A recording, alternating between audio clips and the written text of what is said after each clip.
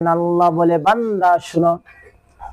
এই দুনিয়ার গাছ গাছালি পশু পাখির যদি জবান থাকতো তাহলে তোমাকে এক সুরে বলে দিত।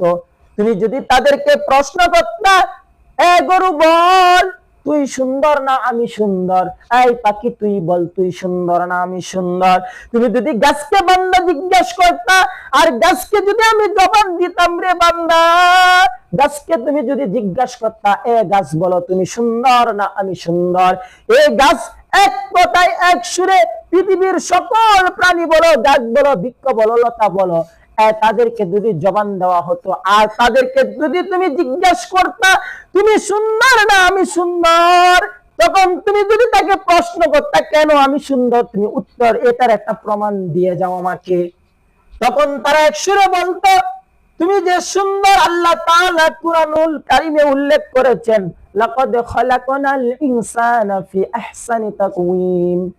আল্লাহ তাআলা বলে আমি মানব জাতিকে সর্বোচ্চ সুন্দর আকৃতি থেকে গঠনে তৈরি করেছি।